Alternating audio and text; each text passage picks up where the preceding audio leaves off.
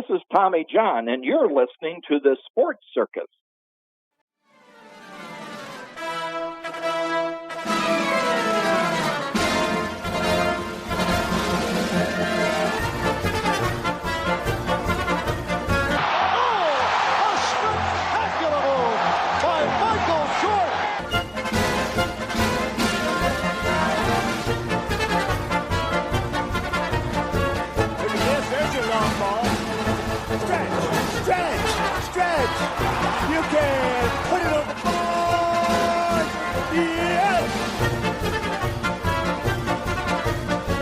Welcome to the Sports Circus. I'm Ringmaster Sal, live from Las Vegas in the AMP TV studio, AAMP.TV. Today's show is brought to you by UppercutChops.com.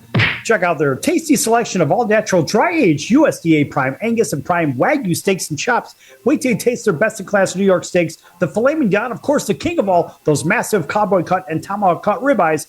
Best I've ever had, probably be the best you ever had as well. Check them out at UppercutChops.com. That's UppercutChops.com. Or give them a call. Find out what's for dinner. 702-799-9935. 702-799-9935. Again, 702-799-9935 for UppercutChops.com. I need a hot button for it. Yes! Of course, that's my thing. Everybody has their thing. That's my thing. All right, a big welcome in everybody watching on television. Cox, Comcast, Spectrum, Frontier, Time Warner, Wow Cable Television, Hotel TV, and over 500,000 rooms from coast to coast, as well as everybody listening in on our CBS, NBC, and Fox Sports affiliates and independents from Honolulu all the way down to Florida and a whole bunch of points in between. And everybody streaming on Facebook. Thanks for joining us as well. And you know, here in Las Vegas, lots of things happen, right? We have football, we have hockey, Stanley Cup Championship hockey. We have women's basketball, two-time WNBA champions back-to-back. We've got those. And now, of course, we have Formula One. It is not that I don't like Formula One. I think from a resident standpoint here in Las Vegas, there are some people that are remarkably happy about it. And then there are the majority of people that are not terribly pleased with it for a lot of reasons. There's love-hate. There's that constant love-hate relationship with it. And from the Las Vegas Review-Journal, I decided to take an article, talk to you a little bit about it, read a little bit, talk to you about it, chop it up a little bit. And this is according to the RJ right here in Las Vegas Review-Journal. They say, the Formula One Las Vegas Grand Prix has turned into, let's see if I can spit that one out, turned into a love-hate relationship with the community. Turned into a love-hate relationship with the community. And readers have been emailing and complaining about it. Mind you, this is from the Las Vegas Review-Journal. It's our big newspaper here in town. Now, the race, one of the top international sporting events Las Vegas has ever hosted, is expected to bring thousands of fans to the city, many of them for the very first time.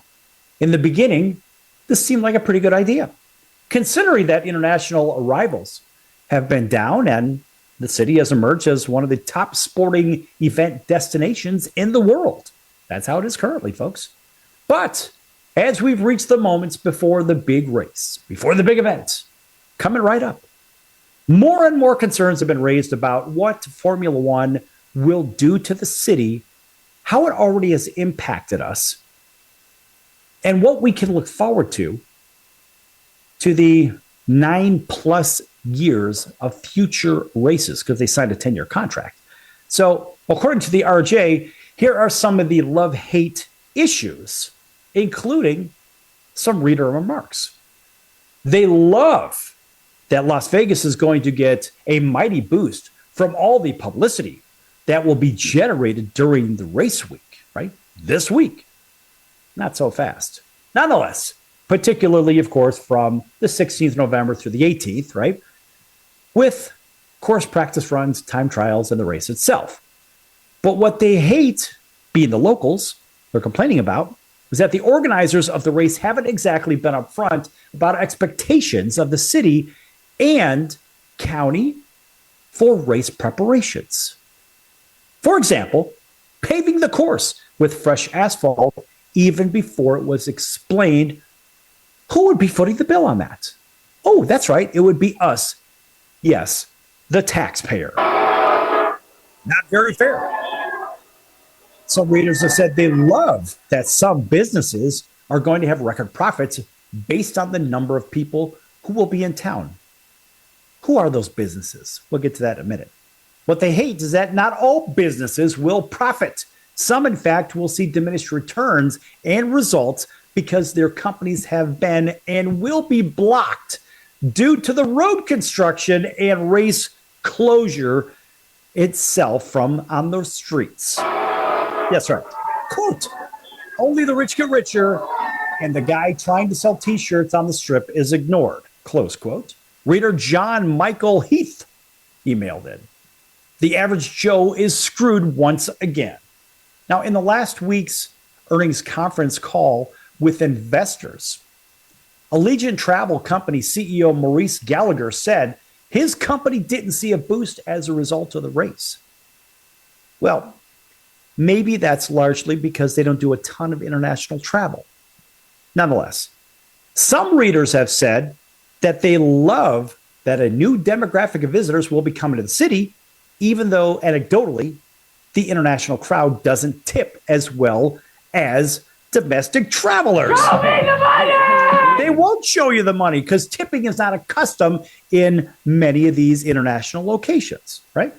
So there's a problem. So some of the readers, of course, a large amount had said that they hate that the big arrival is being used as leverage to force resorts to sign labor agreements. Yes, all of the contract issues should have been aired and completed months ago, but they weren't. How convenient. But now, of course, unions have the ability to force unreasonable conditions during bargaining thanks to the strike threat. Oh, yeah. And the beat goes on. Some readers of the Review Journal had said that they love that the temporary grandstands for race viewers will provide a good experience for fans. Now, who are these people that love this? Oh, that's right. Likely, in my opinion, they work for these big casinos and big companies in the first place that are doing what? They're the ones that are winning in all of this because the residents like myself, my neighbors, and the people in my zip code, etc., we don't win a damn thing. Moving on. Some people have said they love that the temporary grandstands, of course, are good for race viewers. However, some people said that they hate that MGM Resorts International ripped out all the trees in front of the Bellagio for better sight lines. MGM CEO Bill Hornbuckle told CNBC anchor Contessa Brewer, a self-admitted tree hugger, that the trees would be back. Oh, you're killing me. Hornbuckle told Brewer during a Global Gaming Expo keynote, quote, we have additional trees that will go into pots that we are going to bring back. I promise. I've gotten so beat up on this social media, close quote. Shut up. You don't give a damn about the trees. You care about your pockets. Moving on. They say some readers love that some of the streets in the resort corridors are going to be pothole free with all the paving that's occurring. Yeah, okay, so what? What, Colville Lane? Really? That's it. Spring Mountain? Maybe Harmon. That's it. But they hate that the traffic on the strip has been unbearable for months thanks to the preparations necessary to finish the job. Some say that they love that the gaming and visitation numbers should exceed record levels in November. But what do you do for an encore? But some people hate that the resorts overestimated the demand and set hotel rates extremely high for race week. It is true that in recent weeks, the cost of a Las Vegas hotel room has come down during race week, but they're still exceeding huge amounts. In fact, they're exceeding the average by hundreds of dollars per night at most of the resorts in the first place. That's ridiculous. Some people said they love that the international race fans will converge on the city for an exciting event, while others said they hate that the locals have seemingly been left out, which is true. Race organizers finally offered a special rate for locals a few weeks ago, but it's only for the preliminary practice runs and not the race itself. Oh, yeah, because you know what? Show me the money. Yet they love that the record numbers of aircraft bringing fans and crews will be coming into McCarran International Airport. Yes, I call it McCarran. Get over it. Fuel and aircraft parking will boost airport coffers, and taxes will lead to additional airport improvements. But they hate that any local passengers leaving Las Vegas during race week will have the added stress of road closures. And there's a suggestion from McCarran officials that passengers begin planning their trip 4 hours before the actual flight itself. That's ridiculous. Oh, yes, and they love that pedestrian overpasses have glasses to view the course right over the Sands Avenue between the Wynn and the Venetian or whatever. But they hate that the plastic screens made of the same material as car and building wraps have been installed on the glass to discourage people from getting those views. Give me a break. Oh, and of course, that they love that the Las Vegas Convention and Visitors Authority had come up with a plan to get Strip employees within the race zone to work with free parking. Oh, yeah, how'd that work out? But they hate that the LVCVA board, composed mostly of resort executives, pushed for F1 to be brought to Las Vegas in the first place, bringing more about the upside of financial benefit. And yes, of course, they haven't produced jack. And of course, they say this is just another opportunity to have Las Vegas ruin the visit to Sin City by foreigners and large gambling clients who will attend the event. And that reader says, I'm also a large fan and proponent of the opportunity for Las Vegas to get back to its swagger with foreign travelers. And this chance is, it seems to be offset by the greed of the Las Vegas community. There's a lot more here. In fact, I want to finish up on this when we come back because we're out of time here in this segment. Don't go anywhere. Lots more to come. We're going to talk more about this BS for this F1 nonsensical thing here in Las Vegas. Don't go anywhere. Lots more to come. Attention business owners, you and your customers are listening to this right now. Face it, every business needs customers, even yours. The Sports Circus is a primetime nationally syndicated program that's carried on ABC, NBC, CNBC, and Westwood One News affiliates, plus CBS, Fox, and NBC sports affiliates across North America with coverage from Hawaii to New York. Also, the Sports Circus is available to the 180 million subscribers on iHeartRadio, and the Sports Circus gets about 4 million website visitors per month, which could click through your website and bring sales. The Sports Circus provides great content featuring celebrity guests from sports and entertainment to our audience every weekday, which your company could greatly benefit from by increasing your visibility, foot traffic, eyeballs to your website, and calls from potential customers. Call us right now at 702-799-9935. Again, 702-799-9935. Or email us at info@thesportscircus.com. That's info@thesportscircus.com. Drive your sales today by advertising with the Sports Circus. Could you use a little extra money right now? If you'd like to borrow up to $100,000 and get pre-approved in minutes, call the number we'll give you at the end of this commercial. Our lending partners have already loaned millions of dollars to individuals just like you, and we're ready to lend you up to $100,000 if you qualify. Even if your credit is not perfect, you could use the money to pay off high-interest credit cards, for home renovations, or consolidate existing debt. You can get flexible, easy-to-pay terms. The consultation to find out if you qualify is free. To find out if you qualify for our special financing program, call this toll-free number 24 hours a day. 800-335-1376. 800-335-1376. 800-335-1376. That's 800-335-1376. Important terms and conditions apply. Not all applicants will qualify. Loan amount, annual percentage rate, and term will vary depending on creditworthiness. Applying does not guarantee approval. Account approval is subject to verification and confirmation of your credit history and acceptance by a lender. If you choose to apply for a loan through us, a consumer report will be obtained to evaluate your creditworthiness in connection with your application for credit.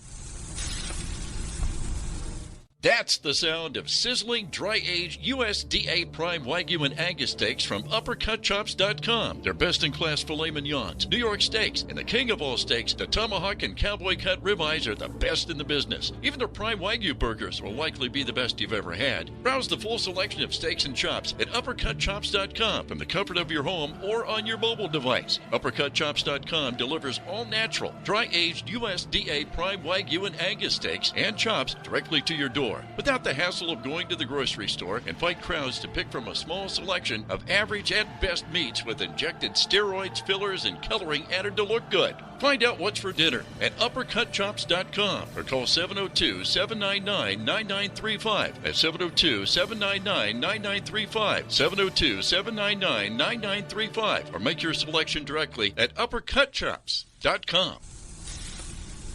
Certainly. Quiet, numbskulls. I'm broadcasting. You're listening to the Sports Circus, and I'm Mike Golick.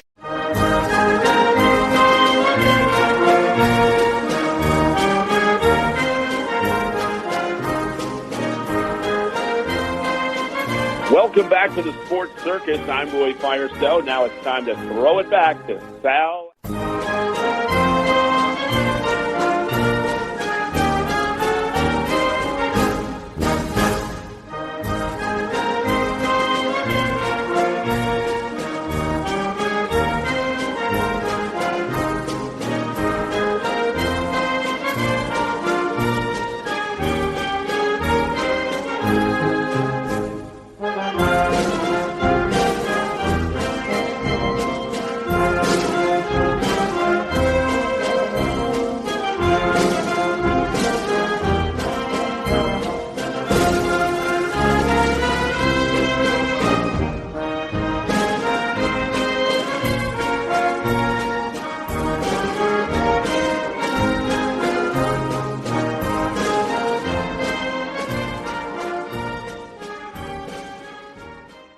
To the Sports Circus. I'm your Ringmaster Sal, live from Las Vegas in the AMP TV studio, AAMP TV. This segment is brought to you in part by the Sports Circus. Make sure to check out thesportscircus.com for our upcoming guests, our prior guests, or recorded shows, which are podcasts, which will be found on all podcast platforms, Apple, Spotify, Google, Amazon, Audible, you name it. We're there. You can't get away from us.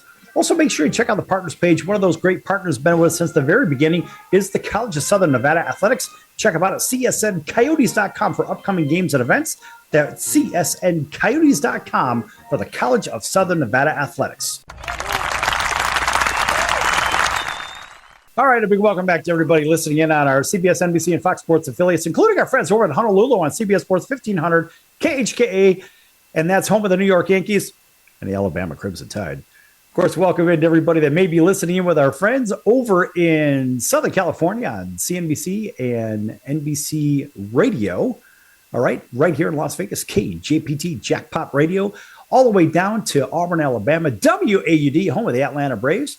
Big hello to our friends in South Florida at WBGY, down in Naples and Marco Island, a beautiful yachting community down there, and beautiful beaches, and all the way up to our friends in Atlanta, WDJY, and a whole bunch of points in between. There's another 206 stations that I just can't remember which ones are which, because let's face it, folks, that is technically in all states around these United States of America. And of course, we haven't even put a press release out on that yet. Maybe at some point we will. But a nice round of applause for all of them. Maybe we'll start throwing some of those names in there. We just don't necessarily know the laundry list. It is what it is, folks. So the good news is people can hear us all over the place. The bad news is I don't know all of the radio stations. So we talked about Formula One race here in Las Vegas that is about to occur, and the love-hate relationship and the emails that have been coming in to the Review Journal, Las Vegas Review Journal, the big newspaper here in town. And a lot of people are not happy. The locals are not happy about this as a group because we don't benefit from this. How does it affect each and every one of you in all these other markets? That's what you got to ask yourself. Well, let's face it. First of all, the lesson learned. The lesson learned is that just because an event is local to one location doesn't mean it doesn't affect another location. What makes me say that in the first place? Well, I'll tell you this much. It's the idea of learning from history. This is why people study history, because it repeats itself. That's why people study history. It happens over time. We've seen it over and over and over. The reality is this. Everybody that's listening or watching this in another market will have a model to work with. What did Las Vegas not do, or the people of Las Vegas not do to prepare or to discuss with the city council, with the local government, with the mayor, right? There's a lot of questions. And all of those people, whether you're in Maine or Washington or South Carolina or Wyoming, whatever, it doesn't matter. We're on everywhere. You can't get away from us. The reality is, even in Alaska, whenever there's a big event, you have to ask yourself, give me the pluses and minuses, but not just the pluses and minuses. So there's two trains of thoughts on this. It's kind of like when we look at the rate of exchange of a dollar to maybe the euro. Let's just keep this European theme with this whole F1 thing. Well, the reality is the dollar may be at X in euros, or Canadian dollars, right? Our neighbors to the north. The reality is you have something called the nominal exchange rate. This is really important for all those foreign visitors, for example, that are coming here for Formula One. You have the nominal rate of exchange. This is what the actual numbers are. The number to numbers are. So let's just say it's 1 to 1, $1 to €1, hypothetical. Well, the reality is the spending power doesn't equal the actual number value. And I was having this conversation with my nephew earlier today, and it was about when you travel, you have to have a benchmark. How do you know what your dollar here in the US is worth elsewhere? So let's just say over in Canada, to our neighbors to the north, we think about what is the value of a dollar in Canada? How do we measure that for the average Joe or Josephine? How do we manage it? I'll tell you how we manage it. This is how we match it up. So we say, okay, a dollar's worth $1, whatever, or a dollar's worth $1.20 up there. Okay, that's the nominal. But then there's something called the real rate of exchange. This is the actual spending power. So when you're attending events in this place or that place, or you're going from Chicago to Denver, or from Denver to Durango, Colorado, like a smaller marketplace, or let's say you're in Albuquerque, New Mexico, or something like this, El Paso, Texas, right? You ask yourself, is the dollar spending the same? I have a dollar here, they have dollars there. Does my dollar go the same distance? Why does this matter? Because when you attend sporting events, such as Formula One here in Las Vegas, you say, well, is my dollar going to be really worth $1 in Las Vegas? Chances are no, because there's a few factors. We have different measurements for what the dollar's worth. So this is a lesson on economics, folks. It is what it is. But this affects each and every one of us listening to this program right now. So what foreigners tend to do, and what expats do, or expatriates, right? When they, maybe a U.S. worker goes to Germany or goes to Canada, or goes to Japan or to Buenos Aires or something like that, whatever. There is a mechanism that a lot of expats use, and it's basically the cost of a Big Mac. Yes, a Big Mac from McDonald's. Why do they do that? Because McDonald's is everywhere in the first place, seemingly, right? And the value of the dollar can be measured, basically the spending power, by going to your lowest common denominator, which is a fast food outlet, which is the same in all markets across the world. Technically, McDonald's is kind of like that. So what is the cost of a Big Mac in this country versus in Canada or in one of these other places, or in Italy or whatnot, or Japan? The reality is this. In some cases, the price may match what they say the price is, but the spending power for the local currency isn't there. So how does this affect each and every one of us? So let's say you're listening in Columbus, Georgia, all right? So we cover Columbus, Georgia on WAUD. That's in our area, right? And so if you take that same dollar, your earnings, now we see this across America, you take that same earnings for all you people in Columbus, Georgia, or in WAUD country, around Auburn, Alabama to Montgomery, Alabama. So we'll go to the extremities, to Montgomery to the west, to Columbus, Georgia to the east. Your income is measured in dollars, like ours is, for example, here in Las Vegas. However, our cost of living is higher, thus our prices are higher. So it may appear that, oh, you can take your dollars over here. Well, the reality is you have to work harder because things are more expensive right here in Las Vegas. And we've seen this with all the people migrating from Southern California to Las Vegas. This is Las Vegas, California, folks. It's very expensive here. Once upon a time, life was very cheap here, but it's not anymore because all these millionaires and rich people, whatever, from California have come here and essentially destroyed the local economy here. They've overinflated, they have hyperinflated, temporarily inflated the marketplace only until the real estate market falls apart. And then what? Then they'll go run home like they did back around 2009, 2010 and destroy the real estate market again, which will collapse the balance of the economy. But this is how it works. So now all this money coming in for Formula One, only really the reality is it affects the big casinos and those big contracting companies and big business. It doesn't affect positively the locals here in Las Vegas. So some are complaining about it, some are loving it. I don't think the people are really loving it. I think they're more complaining about it. So they've written into the Las Vegas Review-Journals where I started, and they say a lot of good things, a lot of bad things. Well, technically, the RJ, the Review-Journal, says, well, they love being the readers that will learn from this first-time experience and do better next time, but they hate that the city has committed itself to future races without seeing the outcome of the first year alone. So that's where I was going with this whole argument, folks. And listen, just because you have a big event that may come, a big sporting event may come to your town or your suburban area or your city or something like this, it doesn't mean it's always good for everybody, because there's always a winner and there's always a loser. In this particular case, even when the Raiders moved from Oakland to Las Vegas, a lot of people were against it, including myself. First of all, I don't like the Raiders. Second of all, they brought a lot of bad element with them. Third of, we've seen that with the behavior of what the Raiders have done, from running over people in cars or hitting them with cars to causing mischief in the city. The Raiders, in my opinion, haven't done jack you-know-what for this city. They brought a mediocre football, and Mark Davis was the poorest out of all the owners, as I understood it, in the National Football League. So in my opinion, the Raiders have only cost the taxpayers $1.5 billion for what? Oh, that's right. The substandard, in my opinion, UNLV gets to benefit from using a stadium. And instead of focusing on academics, which they should, maybe their focus on athletics is a little bit more important, if you know what I mean, right? What could that be? Show me the money! Oh, that's right. That's right. Yeah, thanks, UNLV, for nothing, in my opinion. You're not helping this city in the first place. The only real university, in my opinion, in this state is University of Nevada, Reno. And let's give it up for Nevada State University, right? That's a round of applause for them. All right, folks, back here in a few minutes with some college football and maybe talk a little Draymond Green, that guy. Another joke. Back here in a few. Don't go anywhere.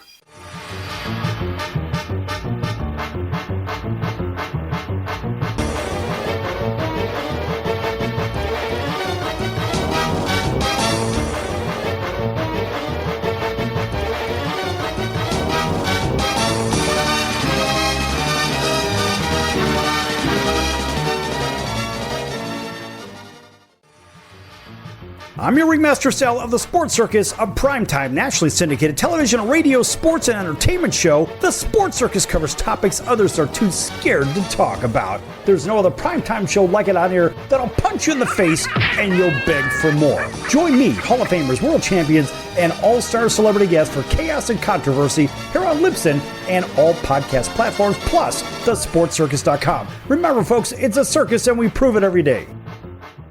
If you're trying to quit drinking or doing too many drugs, listen to me. You don't know me and we'll never meet. I had a problem like you once. I drank and used to party a little too much till it got out of control and almost ruined my life.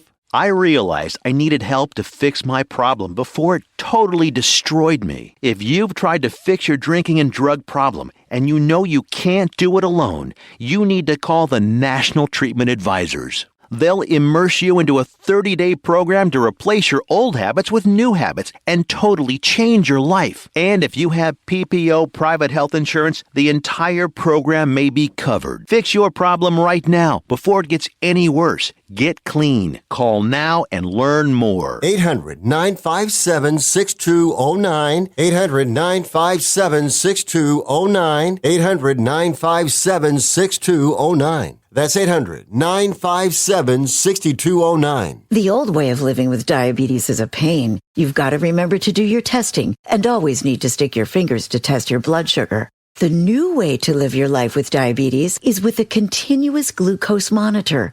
Apply a discrete sensor on your body, and it continuously monitors your glucose levels, helping you spend more time in range and freeing you from painful finger sticks. If you are living with type 1 or type 2 diabetes and you use insulin or have had hypoglycemic events, you might be eligible for a CGM through your insurance benefits. U.S. Med partners with over 500 private insurance companies and Medicare. We offer free shipping, 90-day supplies, and we bill your insurance. Call us today for a free benefits check. 800-659-7805. 800-659-7805. 800-659-7805. That's 800-659-7805.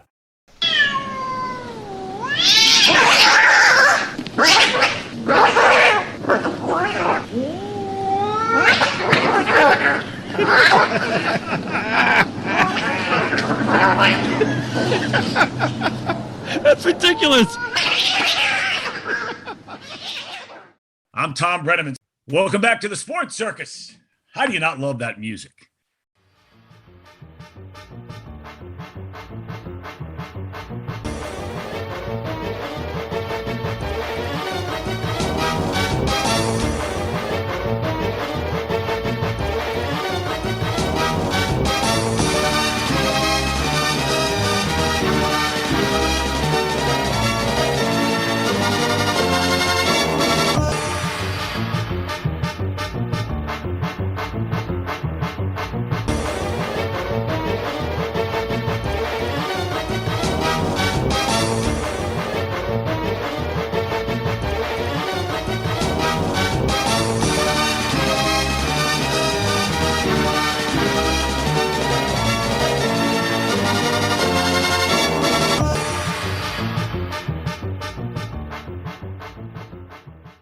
Welcome back to the Sports Circus. I'm your Ringmaster Sal, live from Las Vegas in the AMP TV studio, AAMP TV. This segment brought to you in part by our friends over at the American Business Trust Company, helping people with venture financing, starting a new company, marketing, sales, business planning. You name it, they do it. Contact the American Business Trust Company for all your business needs. Maybe they can give you the right guidance to getting your idea off the ground or expanding your existing business. Maybe you need investment capital at info@abtrustco.com. That's info@abtrustco.com. And tell them the circus sent you. All right, big welcome back to everybody listening in on our CBS, NBC, and Fox Sports affiliates from coast to coast. Cox, Comcast, Spectrum, Frontier, Time Warner, Wild Cable Television viewers, thanks for joining us. Everybody also on Facebook, thanks for joining us here. They're getting the raw feed here, so there are mistakes. It is what it is, folks. And honestly, we just leave them in there anyway. What the hell's the difference?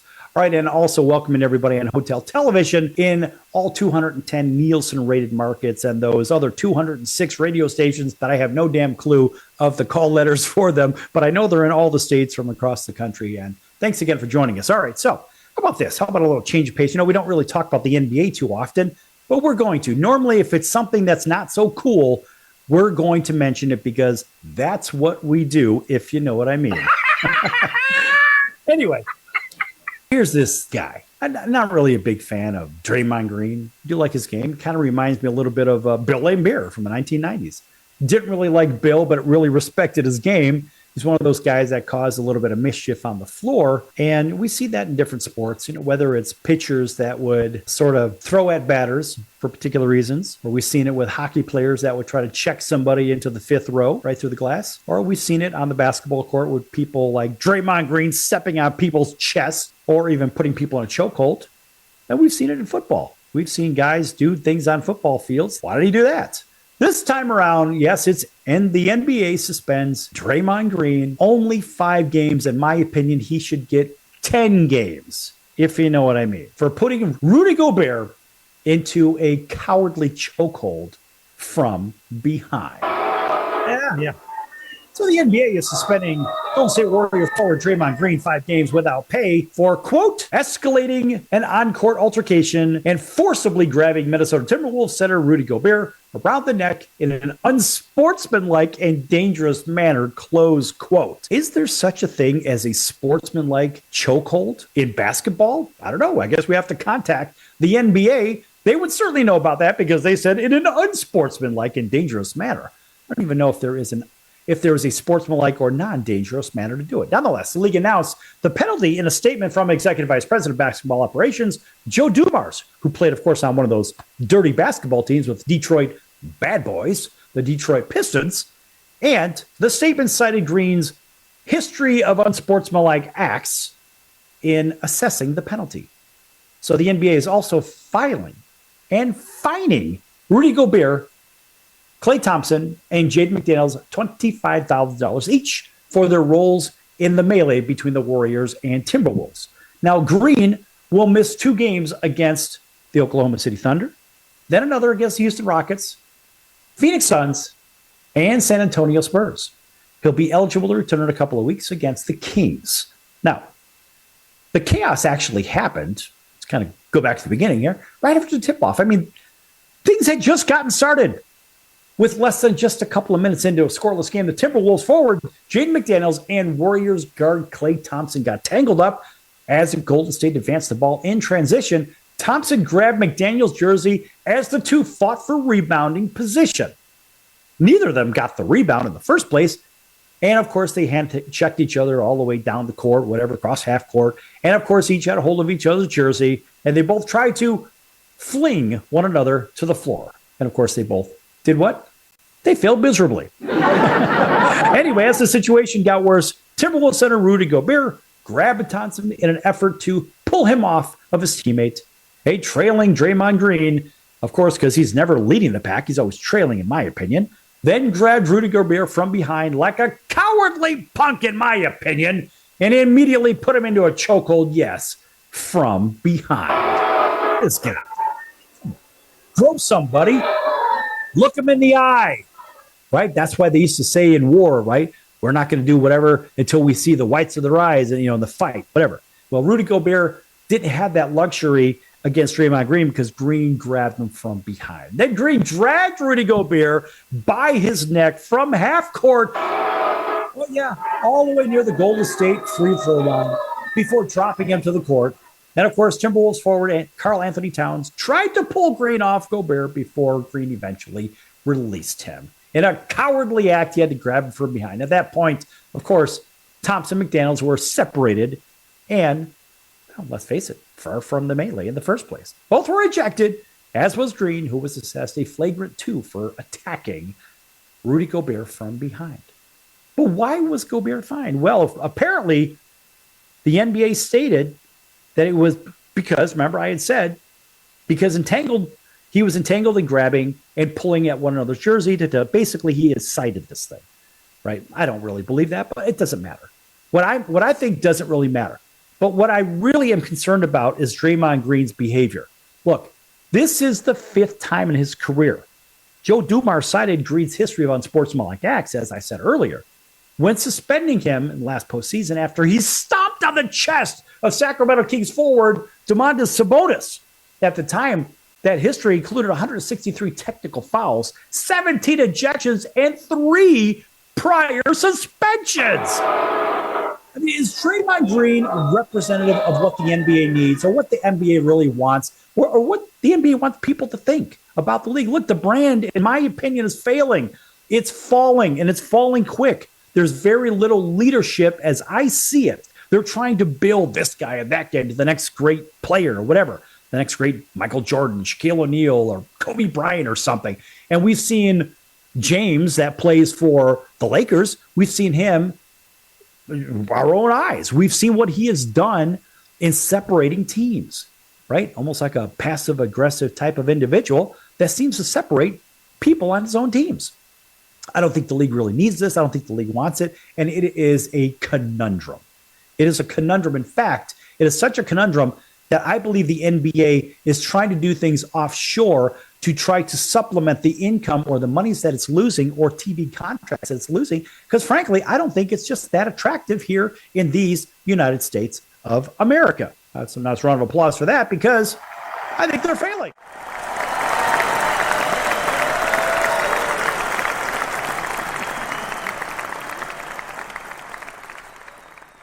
So here's another thing. We think about the college football playoff and all this other stuff, and we've got these rankings, and we've got Georgia at number 1, Ohio State number 2, Michigan number 3, Florida State number 4, Washington number 5. Why am I going to mention these? These are the top 5 undefeated teams. Now, we had this problem with Central Florida some years ago, right? They were the only left undefeated team in America, yet they were not the national champions. Oh, no. Alabama was the champion, right? Much to the dismay of, well, the Central Florida faithful and everybody else. Central Florida was not qualified to be the national champion. Imagine that. Oh, now Central Florida's worked their way up into the Big 12 conference starting next year. So now technically, they could be national champion, but when they were in the group of 5, they couldn't be a national champion. Well, it gets worse here, folks, because we have another situation just like that brewing with, yes, James Madison. and Jacksonville State. Let's just stick to James Madison real quick. Try to run over this as fast as possible. James Madison, according to the Associated Press and everybody else, and Jacksonville State are officially ineligible to play in conference title games. Now, the NCAA denied a waiver request from both schools to play for conference championships and be fully bowl eligible this season. James Madison's in the second year of the top level of college football, while Jacksonville State's in its first. And NCAA rules prohibit postseason games for the first 2 seasons of a team that is at the top level of college football, some kind of a BS probationary period. And of course, teams like that make the move and have to complete an NCAA checklist within their transition period to meet the requirements of college football, the top level. And both James Madison and Jacksonville State moved to college football's top level, and they're within this 2-year period, which is complete nonsensical BS. James Madison's official said, quote, "We're obviously disappointed in the outcome of the NCAA's review of our request for bowl relief. We're saddened for our university community, and in particular, we're devastated for our football program, the coaches, and the student athletes who have orchestrated an amazing season and earned the opportunity," close quote. But the success of both teams in 2023 is a big reason why schools push the way they do to play in the postseason. And James Madison is 10-0. They're undefeated, likely going to finish undefeated, along with those other 5 that I mentioned in the CFP playoff nonsense, right? So basically, if they get in there, sorry, it doesn't matter if College Game Day is going to be there week 12. The reality is the NCAA says, no, you are not allowed to play in the national title game or the New Year's 6 bowl games on top of it. You want to talk about a bunch of BS? It's all about money. That's what this is about. What an embarrassment to the NCAA. Just do away with those guys and be done with it. Back here in a few minutes on the Circus. Lots more to come. Don't go anywhere.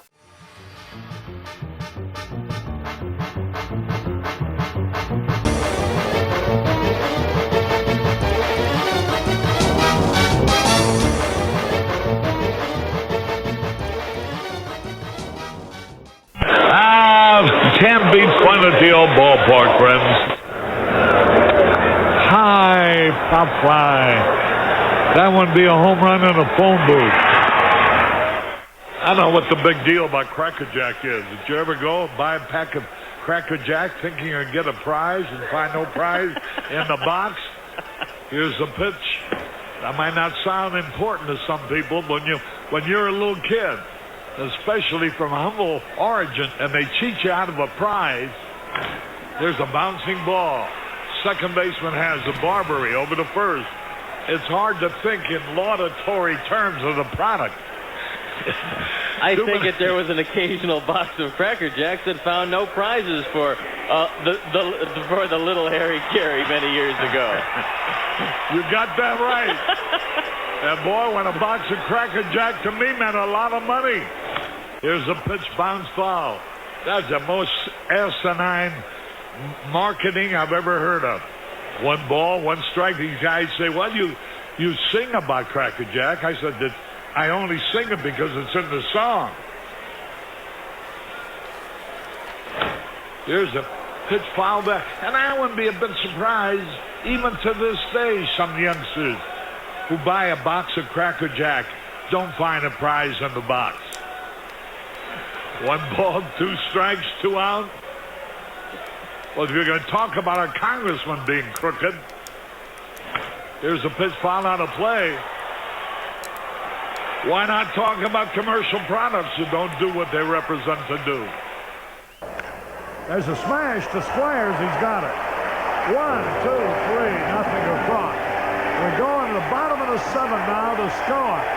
All tied up. Milwaukee 4, the White Sox 4. Hey! Everybody! All right, Nancy, let me hear you. Take me out to the ball game. Take me out to the crowd. Buy me some peanuts and Cracker Jack. I don't care if I ever get back for its root for the White Sox. If they don't win, it's a shame. For it's 1, 2, 3 strikes, you're out at the old ball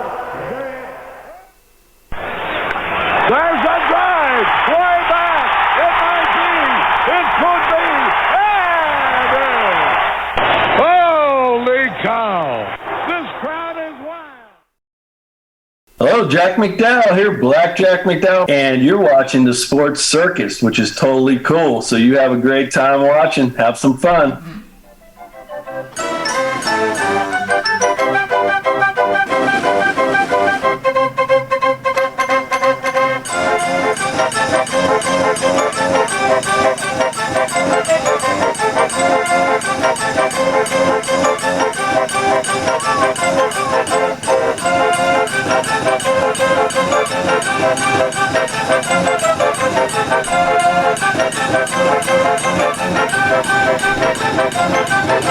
Welcome back to the Sports Circus. I'm your Ringmaster Sal, live from Las Vegas in the AMP TV studio, AAMP.TV. Folks, make sure you check out the sportscircus.com for our upcoming guests, our prior guests, our recorded shows, and our podcasts. And in fact, our upcoming guests, we've got a couple of good ones coming in there.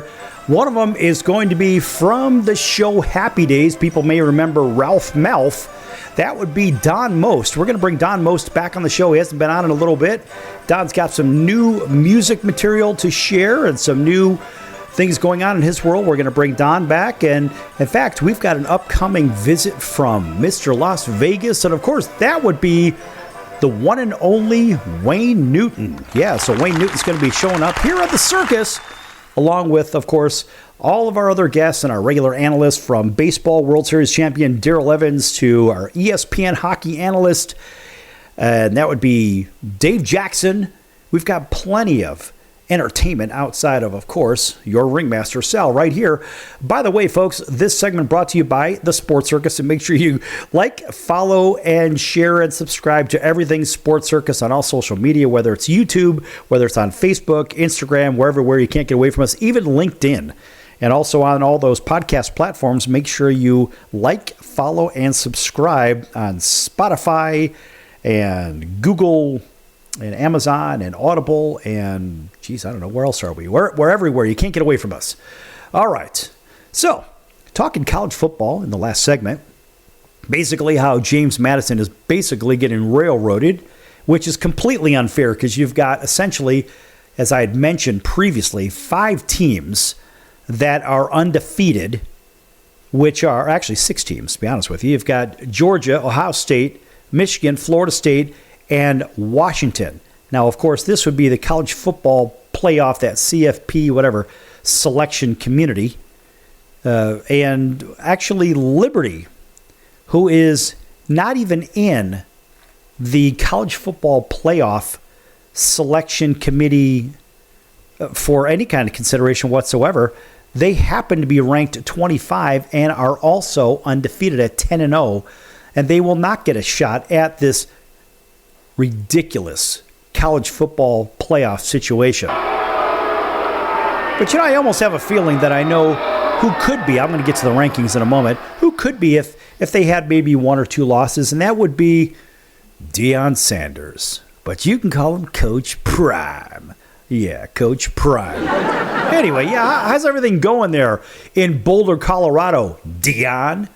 And by the way, Deion, after, of course, a loss to Oregon State, which is a very good club, says, let's just trust the process. Yeah, how'd that work out? Colorado, losers of their last 6 of 7 games. Yes, 6 of 7. Way to go, Coach Prime.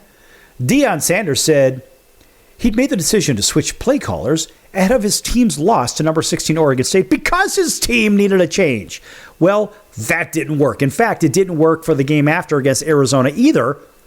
In fact, the Buffs are 1-6 in the Pac-12, and Deion seems to be losing money with every loss. Welcome to big-time football, kid. That's what I got to say. That's right. Now, former Kent State coach, here's the problem. Kent State coach Sean Lewis was hired as the team's offensive coordinator after Sanders became Colorado's coach of the offseason. Lewis called plays for the first 8 games of the season, but Colorado elevated analyst and former NFL head coach Pat Shurmur to play caller before the Oregon State game. Yeah, how'd that work out? Well, that's blowing up on them too. And the coaching change did not have an immediate effect. In fact, Colorado's offense had serious issues for most of the 26-19 loss that got worse with yet another home loss to Arizona. In the Oregon State game, the Buffs had 7 punts, a field goal, and a fumble on their first 9 drives of the game before scoring 2 fourth-quarter touchdowns, which were garbage time anyway. They didn't matter because the game was already in hand. After the game, Deion was asked about the coaching change and preached patience and said, quote, "We're not going to demean Sean Lewis. We're not going to take that tone. Sean's a good man, and I think he's a good play caller. We just needed a change at the time. We just needed to try something else at the time, and that's what we did. I don't look back on it. I don't second-guess myself whatsoever because there's more to it than you may know. So let's just trust the process. Let's just trust the process." Close quote. I think Auburn already saw that movie when they hired, the Boise State coach to come in and be their head coach. And how'd that work out? Yeah. Okay. Yeah, it's another story for another time. You don't bring a smaller time, not Power 5 guy into a Power 5 situation. Well, that's exactly what Deion and company did, unfortunately. Look, a few minutes later, Deion said that he wasn't going to reveal when he started to make the process of change of play callers in the first place. And Deion said, quote, "I make decisions to help this team win. You guys don't know all the intangibles in it. You just looking from the outside of the crib looking in. I got tinted windows and you can't even see in the house. But you're making conclusions on what I should and should not do." Close quote.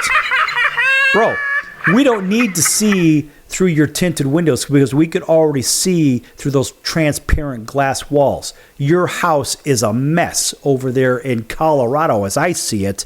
So don't think that you're all incognito because, buddy, you ain't incognito. Everybody sees through all your BS, and at the end of the day, you need to stop talking and start coaching, Coach Prime, before you get your asses kicked in yet another game. And that's how I see it.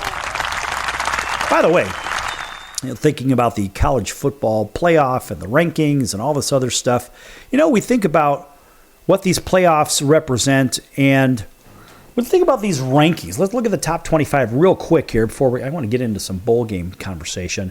Now, the AP top 25 is a little bit different than, of course, the college football playoff. They still have Georgia, Michigan, Ohio State, Florida, Washington as 1 through 5. They got Oregon in 6. And Oregon, well, they've got an easy game against Arizona State this coming week. Washington has to play a very difficult Oregon State team. So you may see 5 and 6 flip-flop there. Florida State, well, they've got themselves nothing. Ohio State plays Minnesota. That's nothing. Michigan plays at Maryland. There is a possibility of an upset, but very mild and very meek possibility. So it looks like if Georgia goes into good old Rocky Top and loses again up there, which I sort of doubt they're going to. Actually, Alabama did last year, excuse me. I sort of think that those top 5 are going to stay the same. Maybe Oregon and Washington may flip-flop. Everybody else doesn't really matter, apparently, according to the rankings and whatnot. Liberty at ranked number 25, undefeated. Somehow they're ranked 25th. And, of course, James Madison, undefeated as well.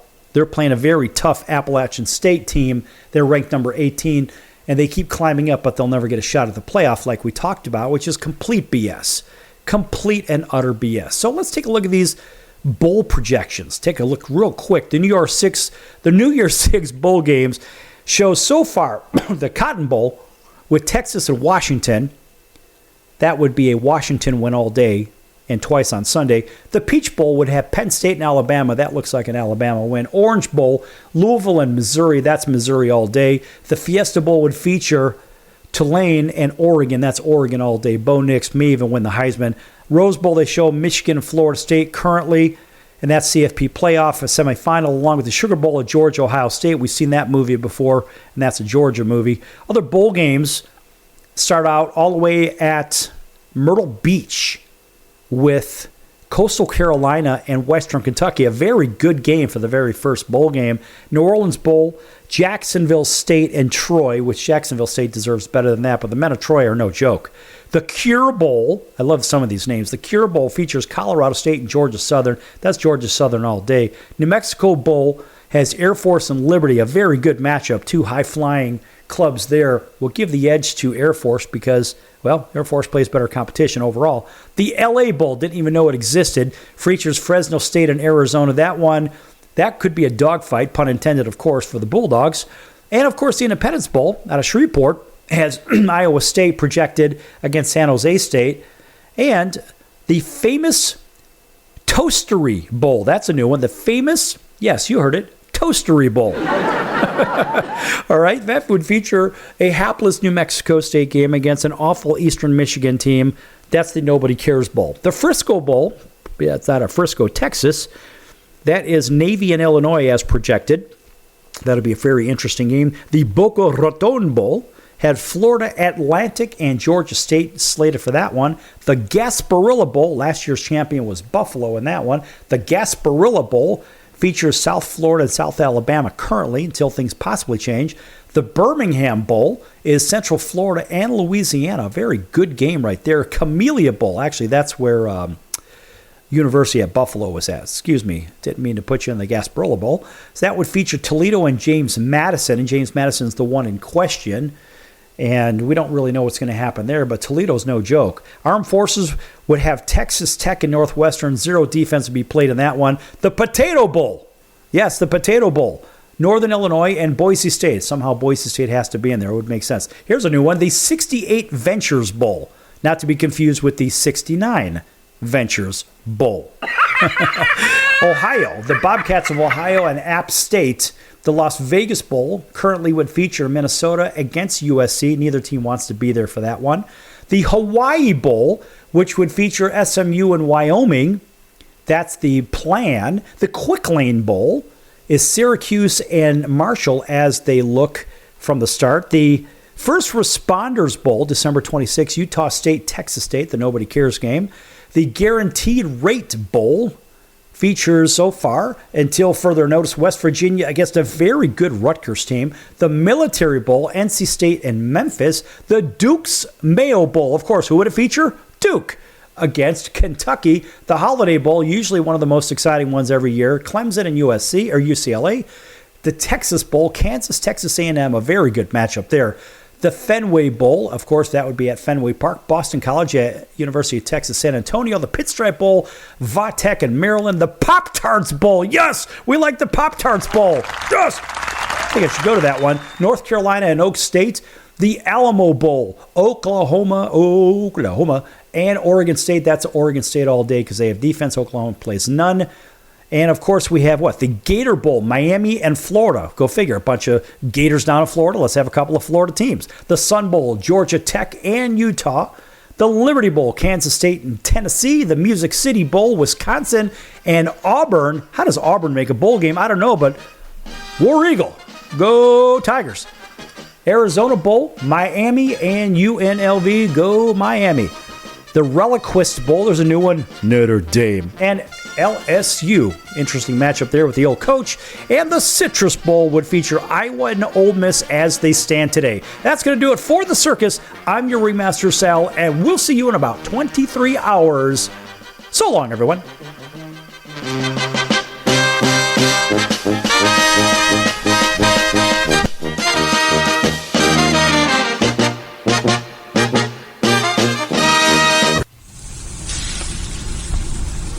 That's the sound of sizzling, dry-aged USDA Prime Wagyu and Angus steaks from UpperCutChops.com. Their best-in-class filet mignons, New York steaks, and the king of all steaks, the tomahawk and cowboy cut ribeyes are the best in the business. Even their Prime Wagyu burgers will likely be the best you've ever had. Browse the full selection of steaks and chops at UpperCutChops.com from the comfort of your home or on your mobile device. UpperCutChops.com delivers all-natural, dry-aged USDA Prime Wagyu and Angus steaks and chops directly to your door, without the hassle of going to the grocery store and fight crowds to pick from a small selection of average and best meats with injected steroids, fillers, and coloring added to look good. Find out what's for dinner at UpperCutChops.com or call 702-799-9935. That's 702-799-9935. 702-799-9935. Or make your selection directly at UpperCutChops.com.